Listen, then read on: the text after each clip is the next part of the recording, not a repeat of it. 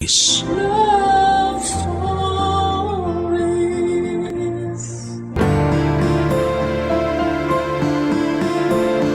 Madalas tayong bumibili ng kung ano-ano para i-treat ang ating sarili. Kung minsan ay parang rewarding na rin sa atin kapag nakakabili tayo ng mga bagay na gusto natin. Ikaw kabarangay, ano ang madalas mong binibili bilang reward para sa sarili mo? Dear Papa Dudut, magandang araw po sa inyo. Ako po si Zane at avid listener po ako ng Barangay LS sa YouTube man at sa Facebook. Nalaman ko po yung tungkol sa email address ng Barangay LS sa Facebook. Kaya po naisipan kong ipadala sa inyo ang kwento ng buhay ko kasama ang aking pinakamamahal na mama na si Mama Lydia. Ipagdarasal ko po na sana'y mapili po ninyo ang sulat kong ito. Sinabi ko na rin po kay Mama na magpapadala ako ng sulat sa inyo at natuwa si Mama noong sinabi ko yon. Matagal na po kasi naming pinapangarap na sana'y marinig namin yung kwento ng buhay namin sa radyo. Kaya't sobrang tuwa po namin noong nalaman namin ang tungkol sa email address ng Barangay LS. Si Mama nga po pala ay isang housewife. Pero noong pumanaw po si Papa ay talagang nakita ko kung gaano siya nahirapan. Si Papa po kasi lang ang nagtatrabaho noon para sa amin. At nang mawala siya, doon namin naranasan ang hirap ng buhay. Tandang-tanda ko pa po na may mga pagkakataon na late na ako sa nakakapag-exam sa school kasi hindi pa nababayaran ni Mama ang tuition fee ko. At may mga pagkakataon din na itlog na lang ang kinakain namin dahil kinakapos na kami sa budget. Nang mga panahon na yon, nangungutang na lamang si Mama sa mga kakilala niya para lamang makaraos kami. Pero sa kabila ng lahat ng yon ay nagbago ang aming buhay nang matanggap si Mama bilang isang government employee. Hindi man kami yumaman pero at least ay hindi na kami nahihirapan katulad ng dati. Minsan po ay nararamdaman ko talaga na hindi na nabibili ni Mama ang mga bagay na gusto niyang bilhin. Kasi lahat ng pera niya ay napupunta lamang sa mga gastusin namin sa bahay. Kaya po ipinangako ko sa sarili ko na kapag nakapagtapos ako ng kolehiyo, magtatrabaho ako ng maigi para maibigay ko kay Mama ang lahat ng mga bagay na matagal na niyang pinapangarap. Ang pinakamalaking pangarap ko po talaga para kay Mama ay ang madala ko siya sa mga lugar na matagal na niyang gustong bisitahin. Bilang pasasalamat na rin sa lahat ng sakripisyo at pagmamahal na ibinibigay niya sa akin.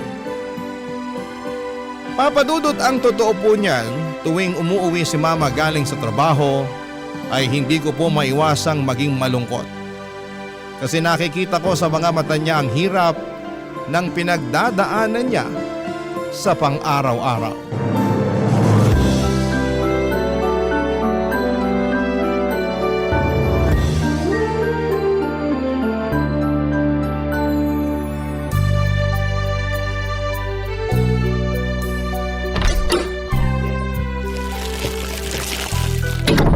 Anak, pasuyo naman oh.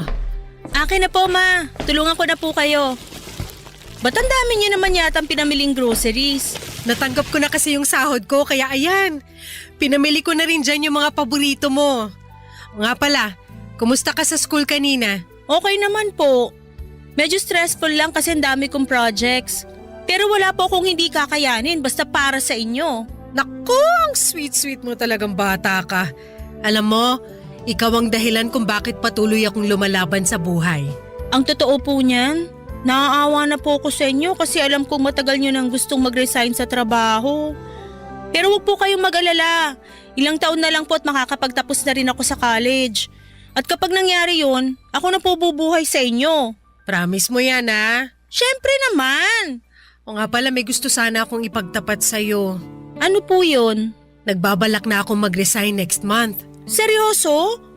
Sigurado na po ba kayo dyan? Oo naman.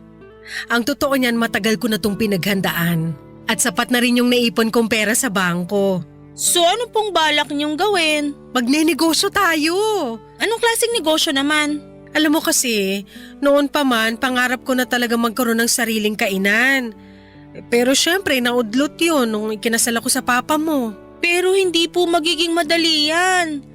Paano na lang kung hindi pumatok sa masa yan at malugi lang kayo? Napaka-negative mo talagang bata ka. Paano natin malalaman kung hindi natin susubukan, di ba? Kung sa bagay. Sige, kayo po ang bahala. Pera nyo din naman yung gagamitin nyo dyan. At alam mo ba, na may nakita na ako magandang pwesto kanina. Perfect na perfect yung pwesto na yun para sa plano ko. Nakuha nyo po ba yung contact number? Siyempre ako pa ba? Bukas na bukas tatawagan ko na rin yung may-ari ng pwesto. Anak, this is it na talaga. Pakiramdam ko ito na yung simula ng pag-unlad natin. 2 taon kong pinaghandaan to. Ang tagal nyo na palang pinaghahandaan yan pero ni minsan hindi nyo man lang binanggit sa akin yung tungkol dyan. Magtatampo na po talaga ako sa inyo. Sus! Nagdrama na naman ang nag-iisang anak ko na ubod ng ganda. Ano ka ba? Huwag ka nang magtampo sa akin kasi para din naman sa'yo to eh. Bakit hindi nyo man lang nabanggit sa akin yung tungkol sa balak nyo na magtayo ng kainan? Eh kasi ayoko mausog yung plano ko. Kung ganun naman po pala, bakit nyo pa sinabi sa akin ngayon? Kasi napagtanto ko na ikaw ang magdadala sa akin ng swerte. Unti-unti ko na kasing napapansin na tuwing nag-uusap tayo, sinuswerte ako. Ang labo nyo naman. Ewan ko ba sa inyo kung bakit hanggang ngayon nagpapapaniwala pa rin kayo sa mga ganyan? Hindi naman totoo yan eh. Ano ka ba? Wala namang mawawala kung maniniwala tayo, di ba? Kung sa bagay. At speaking of swerte, teka lang, asan na ba yung bag ko? Sandali lang hanapin ko lang. Anong hinahanap nyo? Nung tinawagan mo ko kanina habang namamalengke ako, nakapulot ako ng cellphone. O, sa'yo na yan. Ano ka ba naman, ma? Sigurado ako nga hanapin to ng may-ari. Siyempre, alam ko yun. Pero tingnan mo muna yung cellphone na yan, walang password. At wala ring laman yung contacts. At nung binuksan ko yung lalagyan ng SIM card, wala ring laman. Tingnan ko nga. Hala, totoo nga! So ano, naniniwala ka na swerte ang dala mo sa akin? Siguro. Pero okay pa naman yung ginagamit kong cellphone. Ipopost ko na lang to sa Facebook. Kawawa naman kasi yung may-ari nitong cellphone. Mukhang bago pa naman oh. O sige, ikaw ang bahala. O siya, magluluto na ako. Maiwan na kita muna dyan.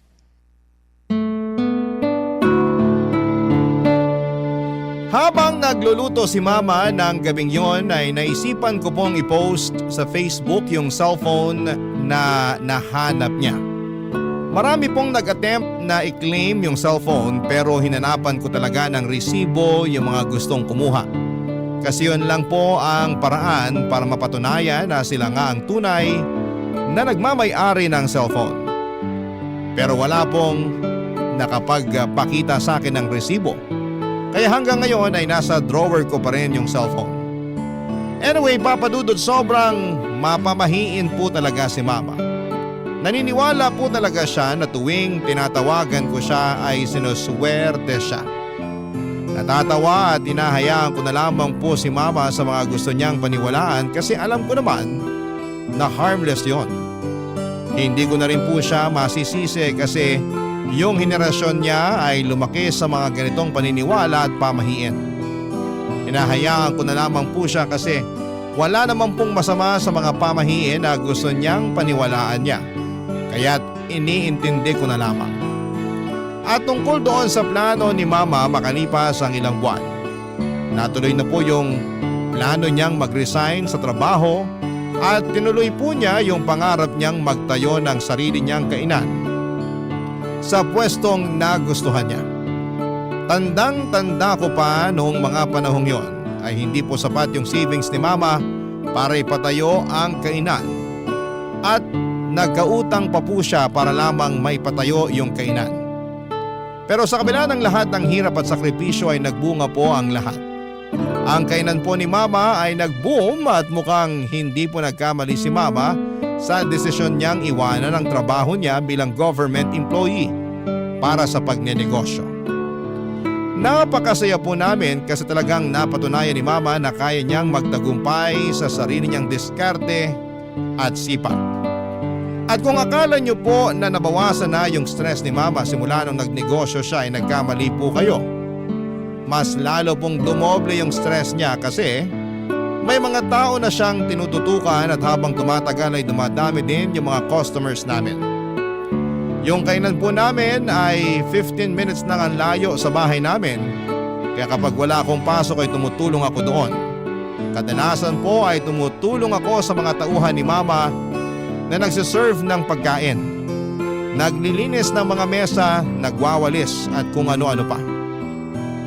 Aaminin ko na nakakapagod yung negosyo na yon pero masasabi ko rin po na worth it ang lahat ng pinagdaanan ni Mama para lamang maipatayo ang kainan namin, Papa Dudut.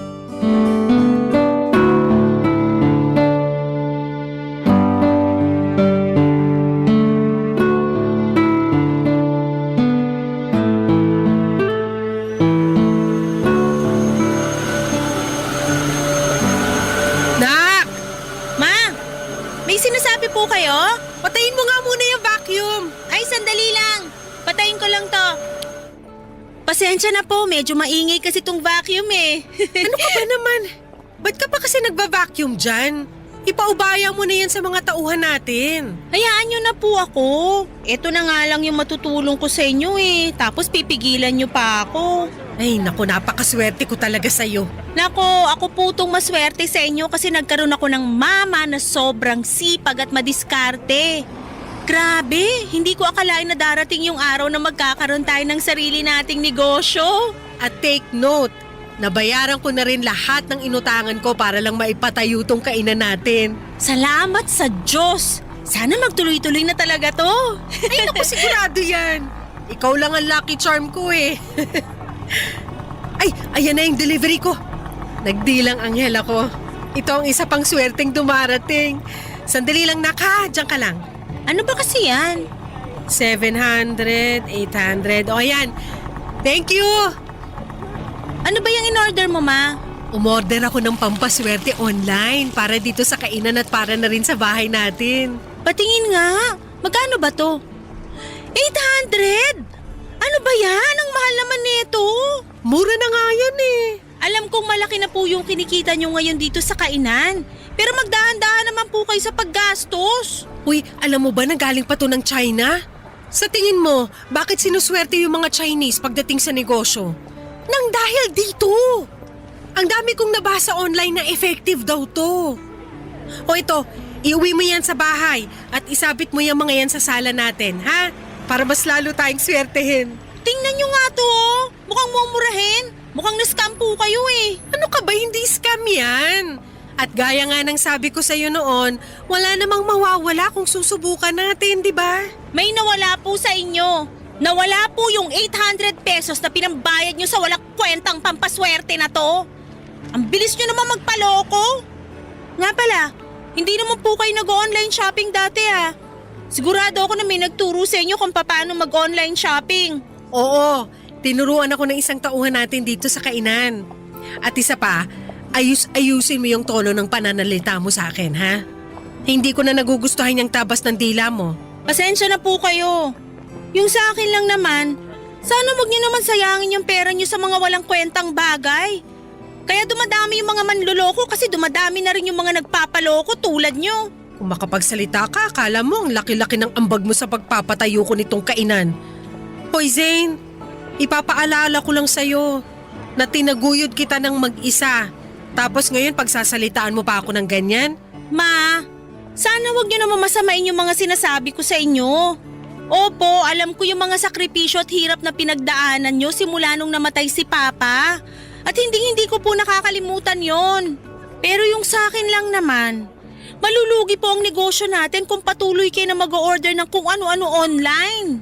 Ilang taon ako nagpakapagod sa trabaho.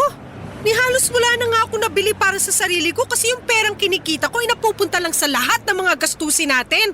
Tapos ngayon na may nabili na ako para sa sarili ko, pagagalitan mo ko? Sorry po. Hindi po yun ang intensyon ko. Pero yun yung nararamdaman ko eh. Pakiramdam ko pinagmamalupitan mo ko. Baka pagtanda ko tuluyan mo nang makalimutan na nanay mo ko. At basta-basta mo na lang akong dadalhin sa home for the aged. Ma, I'm sorry na nasaktan ko po kayo.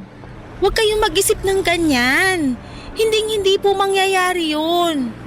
Yung sa akin lang naman, ayokong mawala sa inyo yung negosyong pinaghirapan nyo. Hindi mo kasi ako naiintindihan. Bata pa lang ako, laki na ako sa hirap. At ngayon lang ako nagkakaroon ng pagkakataon na bilhin yung mga gusto kong bilhin. At ayoko po na maranasan nyo pa uli yung hirap na yon. Kaya ako nga kayo pinagsasabihan eh. Pasensya na po talaga at napagtaasan ko kayo ng boses. Aaminin ko po na nagkamali ako doon. Ewan ko sa'yo. Huwag na po kayong magtampo. Patawarin nyo na ako, please. Masisisi mo ba ako? Talaga naman nakakatampo yung pasagot-sagot mo sa akin kanina eh. Sorry na po talaga. Oo na. Ha? Oo na, pinapatawad na kita. Sabi ko na nga ba, hindi nyo ako matitiis eh. I love you, Ma. I love you too. Pero sa susunod na sagot-sagutin mo pa ako, sasampalin na talaga kita.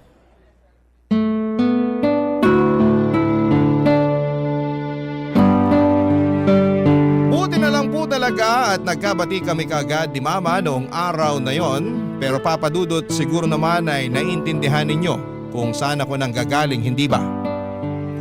Oo, siguro yung maliit lang na halaga yung 800 pesos para gawing malaking issue.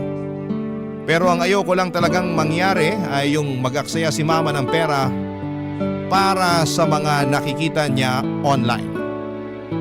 Ang mahirap kasi sa ibang mga matatanda ngayon, lalo na sa mga hindi masyadong techie, ay mabilis silang nagpapaniwala sa mga nakikita sa online. Kaya minsan ay nagiging target na sila ng mga scammers. Kaya kung may mga seniors man na nakikinig dyan, ang advice ko lamang po ay kung may gusto kayong bilhin online, mag-research muna kayo ng mabuti bago ninyo bilhin ito. At mas maganda po kung may mga anak o kaibigan kayong makakatulong sa inyo para alamin kung legit o fake nga ba ang isang produkto. Lumipas sa mga araw at mas lalo kong napapansin na dumadami yung mga ino-order ni Mama online. Mabuti sana kung may kwenta yung mga binibili niya, pero sa totoo lang, wala talagang kakwenta-kwenta yung mga pinamimili ni Mama. Naku Papa Dudut, matatawa kayo sa mga binibili ni Mama.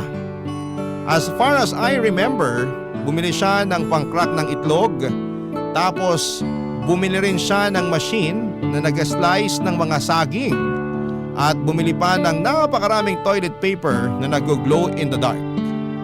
Aabutin tayo ng magdamag kung iisa-isahin ko po yung mga walang kwentang bagay na binibili ni Mama. Maniwala po kayo, ginawa ko na talaga ang lahat para pigilan si Mama sa pag-online shopping niya. Pero tuwing sinusubukan ko siyang pigilan, nag-aaway lamang kami at nagkakasamaan ng loob, Papa Dudut. Barangay Love Stories. Barangay Love Stories. Himala na lang po talaga at hindi pa nalulugi ang negosyo namin sa dami ng mga pinamimili ni Mama. Noong mga panahon na yon ay dinadagsa pa naman ng mga customers ang kainan namin. Kaya yung perang winawaldas ni Mama sa mga walang kwentang bagay ay nababawi rin naman niya kaagad. Pero Papa Dudut, ang totoo, ang hirap po talaga. Kating-kati na akong pigilan si Mama ng mga panahon na yon. Pero kahit na anong paliwanag ko kay Mama ay hinding-hindi niya pa rin ako maintindihan. Kinuwento din sa akin ni Mama na noong bata pa siya ay sobrang hirap daw ng buhay nila. At mas mahirap pa daw sila sa daga at yung mga gamit niya noon ay puro luma at sira-sira. Kaya ngayon ay bumabawi siya sa sarili niya at bumibili ng mga bagay na gusto niyang bilhin dahil sa may pera na siya. Pero Papa Dudut, alam ko po na hindi magtatagal ay mawawala lahat ng pinaghirapan ni Mama kung magpapadala lamang siya sa emosyon niya. Kaya naman patuloy pa rin akong tumututol sa pag-online shopping niya. Kaya isang araw habang natutulog si Mama ay napag-isipan ko na i-install yung shopping application sa cellphone niya. Noong nagising po siya ay nataranta siya at nagsisigaw kasi wala na raw yung application. At nagpanggap ako na wala akong alam sa mga nangyari. At nagsinungaling ako kay mama at sinabi ko sa kanya na may virus ang cellphone niya. Pero tuso po si mama kasi noong araw na yon ay pumunta siya sa paggawaan ng cellphone at nagpatulong siya sa mga technician para ma-install muli yung shopping application sa cellphone niya. At nung mga sumunod na linggo ay palala ng palala at pamahal ng pamahal yung mga pinamimili ni mama online. Dumating na sa puntong bumili siya ng flat screen TV kahit maayos pa naman ang TV namin. At bumili pa siya ng bagong refrigerator kahit na wala namang sira ang luma naming ref. Na mga panahon na yon ay kating-kati na akong basagin yung cellphone ni mama para hindi na niya ito magamit. Pero syempre mahal ko ang mama ko at ayokong sirain ang gamit niya. Makalipas nga papadudot ang isang buwan ay nagulat po ako ng isang araw ay pagkagising ko ay may napansin ako na napakalakas na ingay sa loob mismo ng bahay namin.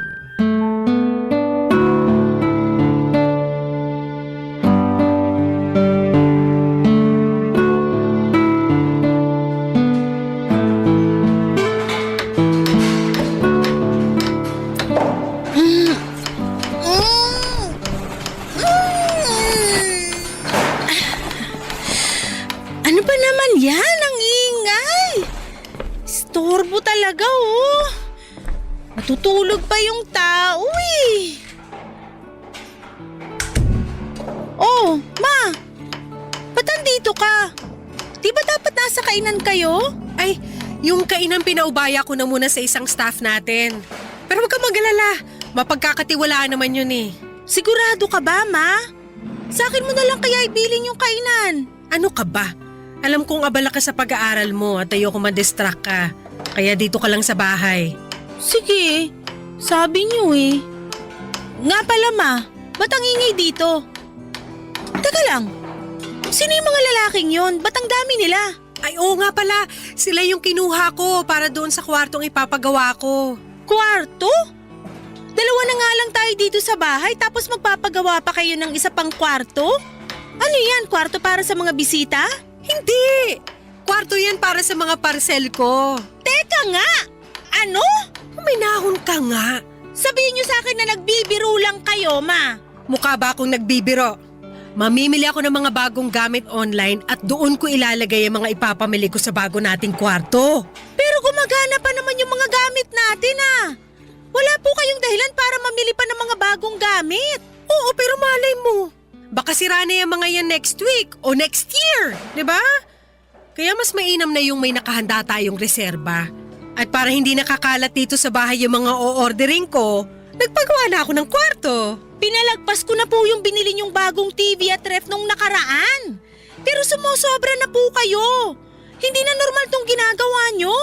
Zane, wala ako sa mood para makipag-away sa'yo. Please, wag ngayon. Kakagising ko lang, ma. Sa tingin nyo ba nasa mood ako para makipag-away sa inyo? I'm sorry, pero hindi ko na matitiis to. Puntahan niyo yung mga lalaking yun at sabihin niyo sa kanila na hindi niyo na itutuloy yung pagpapagawa ng bagong kwarto. Ano? Naiibang ka na ba? Kinontrata ko na ang mga yan. Kung hindi niyo kaya, pues ako na mismo magsasabi sa kanila na tigilan na tong kalokohang to.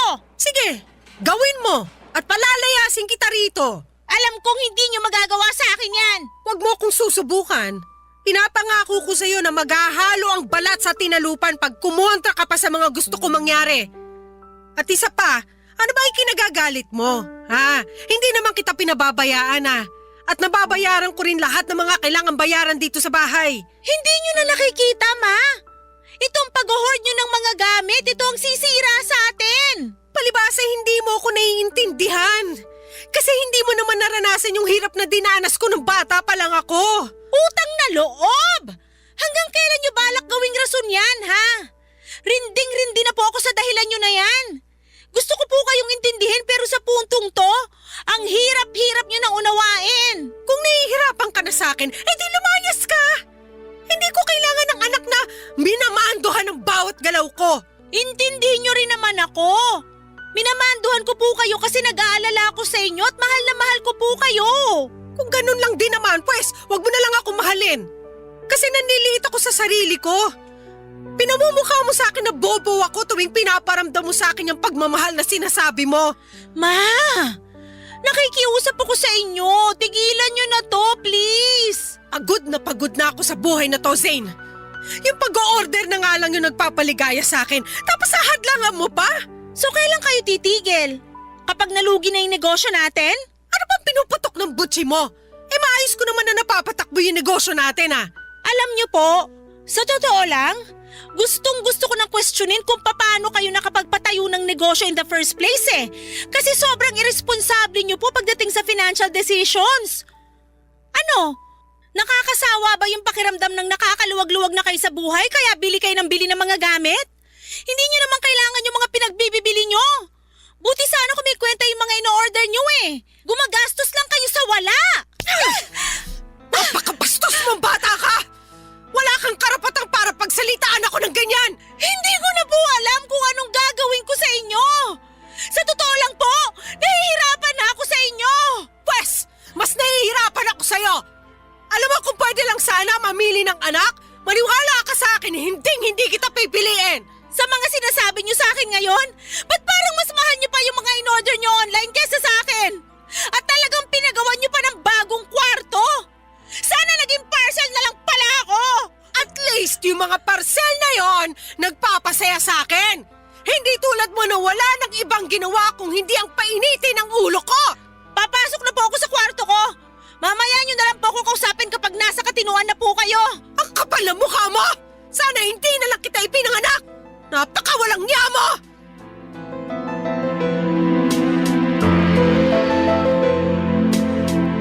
Hanggang ngayon ay sobrang nakokonsensya pa rin ako sa kung papaano ko sinagot si Mama noong araw na yon. Nagdilim lang po talaga ang paningin ko at hindi ko na napigilan ang sarili ko noong nalaman ko na nagpagawa si Mama ng kwarto para sa mga parcel niya. Hindi ko matanggap na patuloy pa rin siyang nagbubulag-bulagan sa pagiging hoarder niya, Papa Dudut. Kaya napag-isipan ko po na mag-research tungkol sa kondisyon ni Mama. Nang tinignan ko sa internet ay napag-alaman ko na ang tawag pala sa kalagayan ni Mama ay hoarding disorder at isa itong mental health condition. At alam ko rin po na kapag sinabi ko kay Mama na kailangan niya nang magpatingin sa isang professional ay hinding-hindi siya papayag. Kaya hindi na ako nag-abala na sabihin kay Mama na may mental illness siya. Gulong-gulo din po ako noon dahil nagsisimula ng humina ang kita namin sa kainan. Sa totoo lang ay normal naman sa negosyo magkaroon ng mga panahong matumal ang benta at hindi sana yon magiging malaking problema pero naging malaking problema siya. Dahil umabot na sa puntong nangungutang na si Mama ng pera para lamang makapag-online shopping. Doon ko po talaga napagtanto kung hindi ako kikilos at kung hindi ko tutulungan si Mama na tigilan ang bisyo niya sa pag-o-order ng mga gamit online ay pareho kaming pupulutin sa kangkungan. Kaya hindi na po ako nagdalawang isip na gumawa na ng paraan para maagapan ang sitwasyon bago pa ito lumala. Isang araw ay pumasok po ako sa kwartong pinagawa ni Mama at pagbukas ko ng pinto ay nakita ko ang mga parcel na nakatambak. Ang mas nakakapanlumo pa dyan, Papa Dudut, ay madami pang parcel na hindi nabubuksan ni Mama.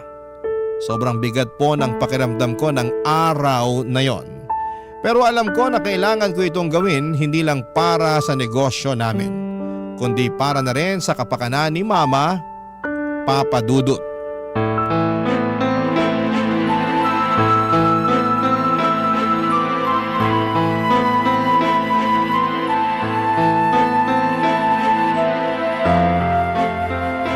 Zane! Hoy! Ano yung ginagawa mo? Bakit mo kinukunan ng letrato yung mga parcel ko dito sa kwarto, ha? At bakit mo naman binuksan tong parcel ko? Ma, I'm sorry pero kailangan na nating ibenta tong mga to. Ano? Hindi! Hindi ako makakapayag! Alam mo, ikaw masyado ka na nangingialam sa mga gamit ko. Bakit? Ni minsan ba pinakialaman ko yung mga gamit mo? Ha? Unti-unti nang dumadami yung mga pinagkakautangan nyo dahil sa bisyo nyo. Kaya habang maaga pa, agapan na natin to. Ibebenta ko itong mga parcel nyo at babayaran ko lahat ng mga pinagkakautangan nyo para matapos itong problema na to. Tumigil ka nga! Oo, aminin ko may mga pinagkakautangan ako dahil matumal yung benta ng kainan ngayon. Pero makakabangon din tayo.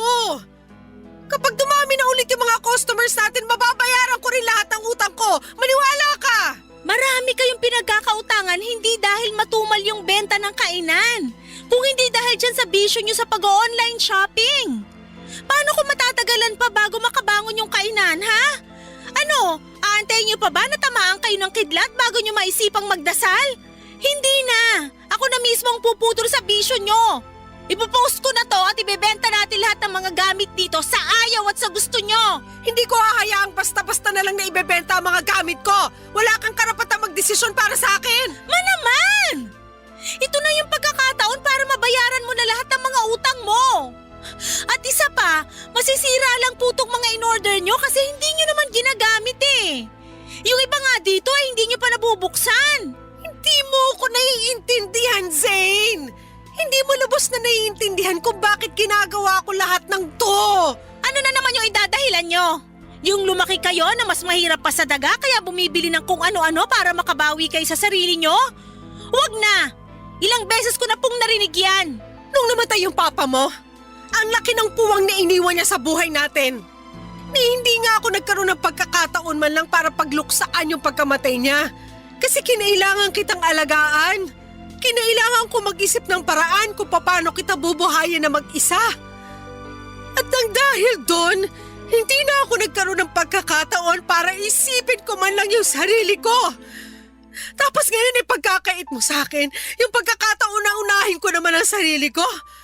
Hindi ko akalain na darating yung araw na ipagdadamot ng sarili kong anak. Yung pagkakataon na maging masaya ako. Ma, sobrang unfair nyo naman po. Alam niyo naman kung gaano ko kayo kamahal, di ba? Oo, pero nak, pakiusap. Huwag mo nang ibenta to mga gamit ko.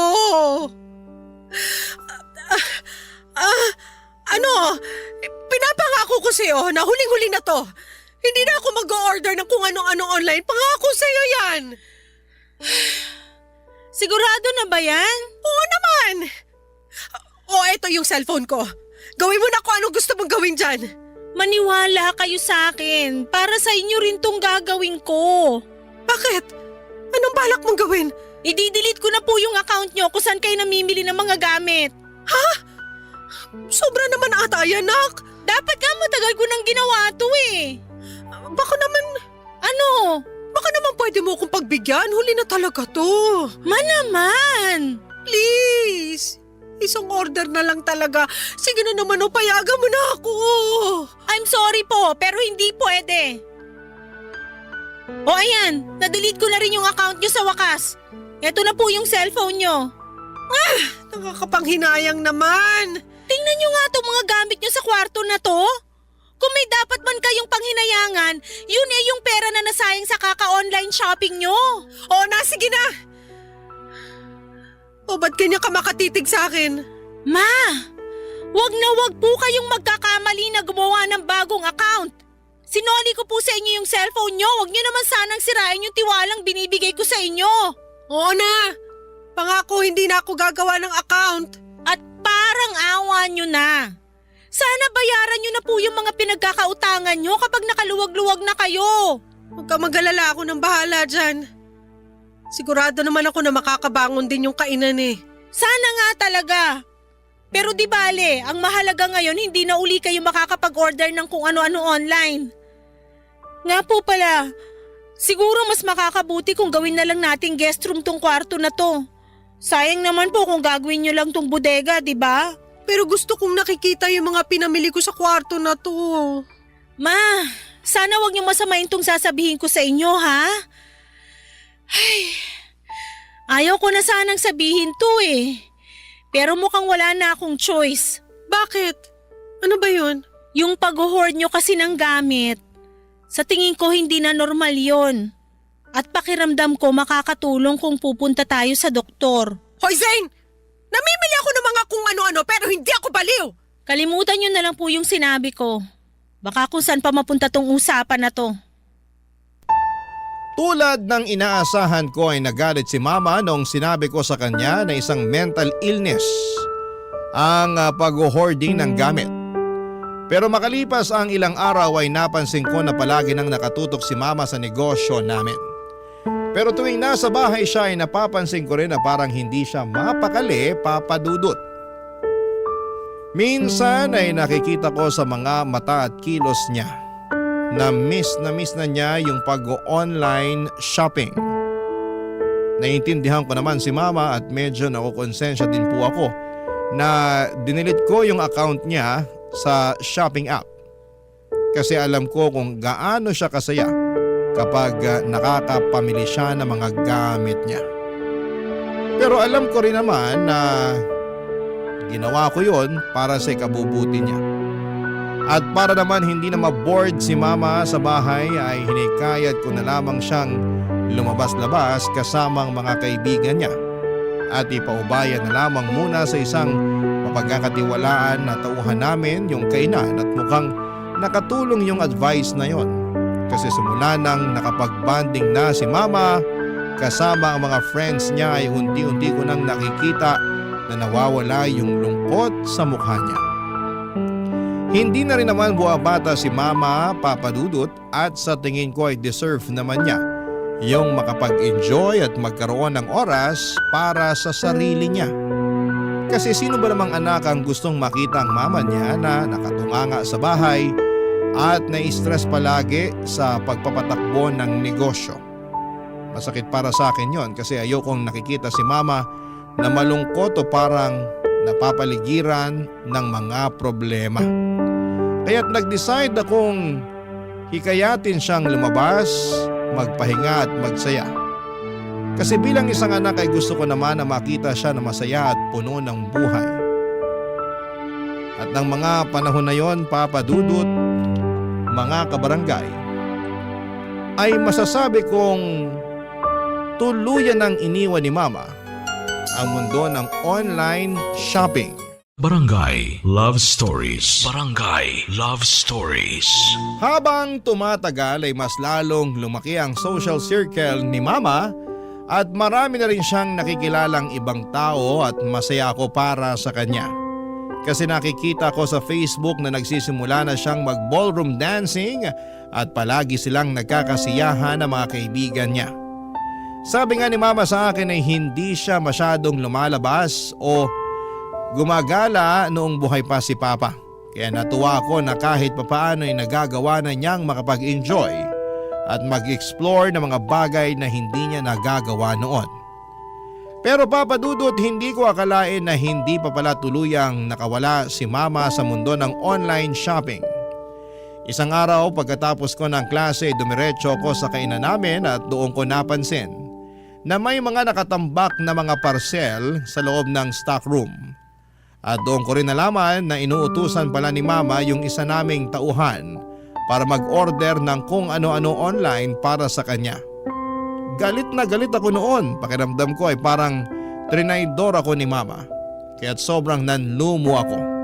Hindi pa nga kami ganap na nakakabangon mula sa mga utang at ngayon ay nag-o-order na naman siya. Sinabihan ko yung tauhan namin na huwag papayagan si Mama na mag-online shopping. At sinunod naman niya ako. Pero tulad ng inaasahan ko ay nag-away na naman kami ni Mama noong pinagbawalan ko yung tauhan namin na tulungan siya sa pag-online shopping. Pero hindi ko po akalain na mas malaki pa pala ang problema na haharapin ko. Isang gabi ay napansin ko na may kaibigan si Mama na dumalaw sa bahay namin. At dinig ko na sinabi niya kay Mama na kung mag-i-invest daw si Mama sa negosyo niya ay malaki daw ang kikitain na pera ni Mama. Alam mo naman ako, Papa Dudut, sobrang protective ako pagdating kay Mama. Kaya talagang nagalit ako ng gabing yon. Parang may kutob kasi ako na scammer ang kaibigan ni Mama at niloloko lamang siya, Papa Dudut. Kaya noon nag-CR si Mama ay nakipagtalo ako doon sa kaibigan niya at pinalayas ko siya sa bahay namin. At doon na nga nalaman ni Mama yung ginawa kong pagpapalaya sa kaibigan niya, Papa Dudut.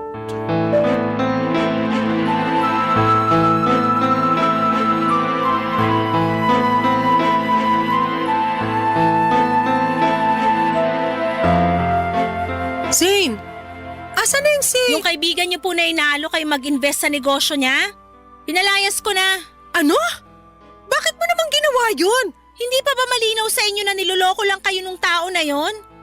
Manaman, tama na. Hindi nyo na nga tinigilan yung pag-online shopping tapos ngayon magpapaloko na naman kayo?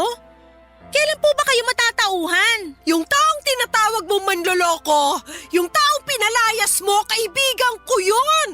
Napakawalang modo mo! Wala na ako mukhang may aharap sa mga kaibigan ko nang dahil sa ginawa mo! Pwes, kung ganong klaseng tao lang din naman ang magiging kaibigan mo, di bali na lang. Alam mo, hindi na kita maintindihan! Hindi ba't ikaw itong humihikayat sa akin na lumabas-labas kasama ng mga kaibigan ko? Pinayagan na nga kitang i-delete yung account ko sa shopping app, di ba? Ipapaalala ko lang po sa inyo na never kayong tumigil sa pag-online shopping. Kung hindi ko pa nakita yung mga nakatambak na parcel sa stockroom ng kainan natin, hindi ko pa malalaman na inuutusan nyo lang pala yung isa sa mga tauhan natin na mag-order para sa inyo. Benta ng kainan yung ginamit ko para pambili sa mga parcel na yon. Hindi ako naniniwala sa inyo. Sigurado ako na nangutang na naman kayo para lang matustusan yung bisyo nyo. Tumigil ka na nga! Gaya ng sabi ko sa iyo noon, makakabangon din ng kainan at mababayaran ko rin ng buo yung mga pinagkakautangan ko, naiintindihan mo? Yun na nga yun eh. Hindi pa nakakabangon yung kainan pero dinagdagan nyo na naman yung mga utang nyo. Huwag ka mag-alala kasi wala na ako mga utangan. Anong ibig nyo sabihin? Yung kaibigan ko na pinalayas mo, isa siya sa mga palagi nagpapautang sa akin. Kaya naman palang lakas ng loob ng mokong na yun na alukin kayo mag-invest sa negosyo niya. Makinig ka muna sa akin, ha? Nagkakamali ka kasi pag nag-invest ako sa kanya, sigurado ako na yayaman na tayo. Ipinaliwanag niya sa akin ang lahat at ang laki ng tubo na makukuha ko sa negosyo niya. Imposible po yan. Please lang, huwag na kayong magpapauto sa taong yun. Mas maliwanag pa sa sikat ng araw na scam yung inaalok niya sa inyo. Ang totoo niyan… Ma, huwag mo sabihin na… Oo, nakapag-invest na ako. Binigay ko na sa kanya yung 40% ng bayad ko. Diyos ko naman! Ano ba tong gulo na pinasok nyo? Maniwala ka. Ito nang simula ng pagyaman natin, anak. Sana ginamit nyo na lang yung perang yun para mabayaran yung mga utang nyo. Hindi ka naman kasi nakikinig eh. Kapag dumoble o tumriple na yung perang ininvest ko, hindi ko lang mababayaran yung mga pinagkakautangan ko kung hindi mabibili ko na rin lahat ng gusto mong bilhin. Yung gusto ko lang, yung tigilan nyo na yung kahibangan na to. Bahala ka kung ayaw mo maniwala. Ganyan naman kayo mga kabataan ngayon eh. Wala kayong pinaniniwalaan at sobrang sarado ang mga utak nyo. Di bali na lang. Natawagan ko na lang yung kaibigan ko na pinaalis mo. Hoy, humingi ka ng tawad pagbalik niya ha? Sige ma, subukan mong babalikin yung dito at lalayasan ko na talaga kayo. Ha! Talaga ba? Bakit? Kaya mo na ba ang sarili mo? Mas pipiliin ko pang matulog sa lansangan kaysa makita kayo na unti-unting nasisira dahil sa mga pinaggagawa nyo. Gusto mong lumayas? O di kunin mo yung mga gamit mo at umalis ka rito. Kung tutuusin, mas mabuti nga kung lumayas ka ngayon mismo eh. Nang sa ganoon, hindi ka na makita ng kaibigan ko pagbalik niya rito. Nakakahiya yung ginawa mo sa kanya. Mukhang nakapagdesisyon na nga kayo. Hindi niyo po alam kung gaano kasakit para sa akin na makita na unti-unti niyo sinasayang ang lahat ng mga pinagpaguran niyo. Gusto mo malaman kung anong sayang? Yung pagpapaaral ko sa'yo. Kasi lumalaki kang bastos at walang modo. Sana lang talaga, wag dumating yung araw na magsisi kayo pero huli na. Kung may pinagsisisihan man ako, yun na yung naging anak pa kita. Namimihasa ka na sa pambabastos mo sa akin? Hindi ka na naawa sa akin? Hindi niyo ba nakikita na ginagawa ko lahat ng to dahil mahal na mahal ko kayo? Ginagawa mo lang ang lahat ng to dahil ayaw mo ako maging masaya. Ang gusto mo lang ay yung nabibigay ko sa iyo yung allowance mo. Ganun ba talaga kababaw ang tingin niyo sa akin? Oo! Kasi kung mahal mo ako, hindi mo ako pagbabawalan sa mga bagay na nakakapagpasaya sa akin. Ayoko na po. Wala nang patutunguhan tong usapan na to. Siguro panahon na para maghiwalay muna tayo. At sa na mapupunta? Bakit? May pera ka? Doon na muna ako sa best friend ko. I'm sorry, pero aalis na ako. Tatawagan ko na lang po kayo. Nang gabing yon ay umalis ako sa bahay namin at dumiretso na ako sa bahay ng best friend ko. Yun na ata yung pinakamahirap at pinakamasakit na desisyon na nagawa ko. Yung iwanan si mama, pero ang sakit din na kababae kong tao ay hinayaan lamang ako ng nanay ko na umalis at iwanan siya. Hindi man lang niya ako inalo. Pakiramdam ko na mga oras na yon ay okay lang sa nanay ko na may mangyari sa akin na kung ano. Hindi ko na talaga alam kung ano ang gagawin ko sa kanya ng mga panahon na yon. At naisip ko na baka kung magpapakalayo-layo ako ay matatauhan si mama at baka tigilan na niya ang mga hindi tamang ginagawa niya. Lalo na ang paggastos ng pera sa mga walang kwentang bagay. Buti na lamang papadudot at taus puso akong tinanggap ng best friend ko sa bahay nila. Dumaan ang mga araw na nanghihiram na lamang ako ng pera sa kaibigan ko na yon para may pangbaon ako. Mabuti na lamang at hindi pa due yung tuition ko noon kasi kung hindi baka hindi ko napanindigan yung desisyon kong layasan si mama. At kahit wala na ako sa bahay namin ay patuloy pa rin akong nagte-text at tumatawag kay mama. Pero hindi siya sumasagot at palagi niyang pinapatay ang tawag ko. Okay lang sa akin yon kasi at least alam ko na ligtas si mama at wala akong dapat na ipag-alala. Kasi napapatay niya pa yung mga tawag ko. Pero syempre kahit na gano'n ay hindi ko pa rin maiwasang mag-alala. Minsan ay gusto ko nang umuwi pero pinipigilan ko ang sarili ko. Sabi ko sa sarili ko ay hindi ako uuwi hanggat hindi nagbabago si mama. At tuwing wala akong pasok ay dumadaan na lamang ako sa kainan namin at doon ako nagtatanong sa mga tauhan namin tungkol kay mama. Ang sabi nila ay okay naman daw si mama at wala naman daw akong dapat na ipag-alala. Pero isang araw ay tinawagan ako ni mama at pinapauwi na niya ako. Kaya nagpasalamat ako sa best friend ko na pinatuloy niya ako sa bahay nila. At nung umuwi na ako sa bahay namin ay doon ko nalaman ang tunay na kalagayan ni mama, Papa Dudut.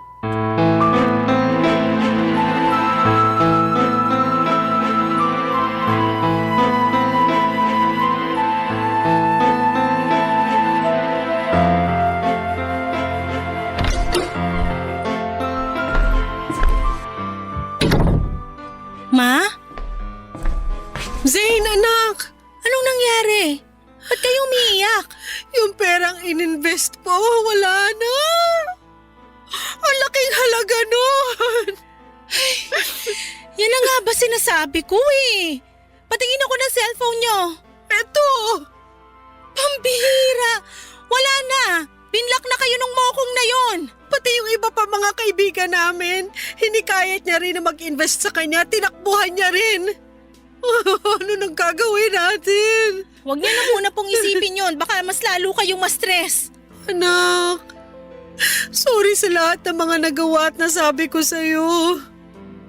Sisig-sisi ako na hindi ako nakinig sa'yo. Akala ko kasi pinaghihigpitan mo ko eh, kaya ayaw mo ko maging masaya. Naman, ikaw na nga lang ang meron ako eh. Sa tingin niyo talaga magagawa ko yon? Kung ganun, bakit mo ko nilayasan?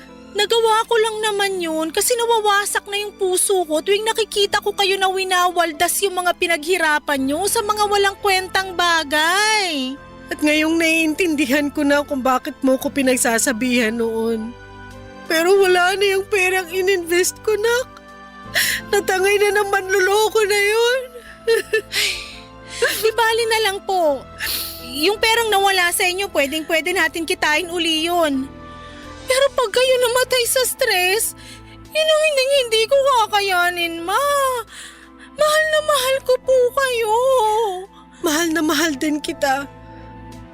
Mapapatawad mo pa ba ako sa lahat ng mga nasabi at nagawa ko sa'yo? Ang totoo niyan, dapat ako nga itong humihingi ng tawad sa inyo eh. Oo, alam kong mali yung ginagawa niyong pagsasayang ng pera. Pero dapat hindi ko kayo binastos. Dapat kinausap ko na lang kayo ng maayos. Sising-sisi din po ako sa kung paano ko kayo sinagot-sagot noon. Paano mo naman ako kakausapin ng maayos? Hindi nga kita pinapakinggan noon, di ba? Basta ma, lagi niyong tatandaan na kakampi niyo po ako, okay? Makakaasa ka na simula sa araw na to. Magtitiwala na ako sa'yo. Mabuti naman po kung ganun. Narinig ko nga din pala sa mga tauhan natin na pumunta ka raw sa kainan para itanong sa kanila yung tungkol sa lagay ko. Anak, thank you talaga ha.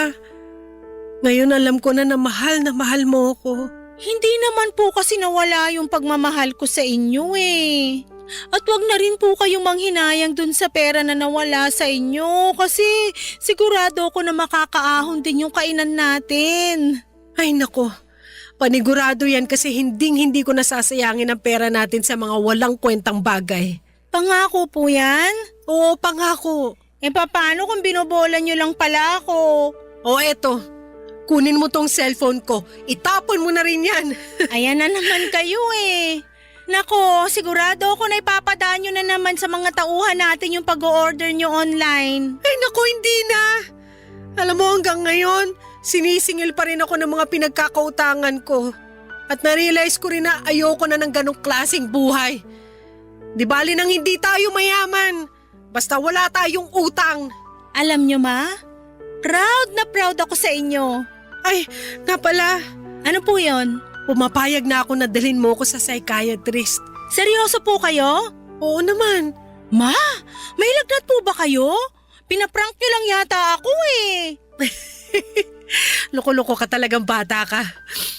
Aaminin ko na hanggang ngayon gustong-gusto ko pa rin mag-online shopping.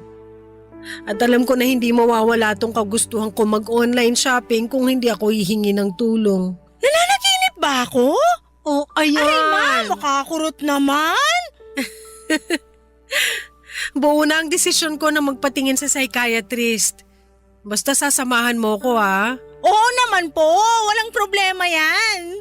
Alam mo ba, nung nawala ka, narealize ko rin na ang lungkot pala ng buhay ko. Hindi ko kakayanin kung wala ka. Kaya wag mo na akong iiwan ha. I'm sorry po kung nagawa ko yun. Promise ko po sa inyo na hindi na mauulit yon. I love you anak. I love you too, ma. Payakap naman ako.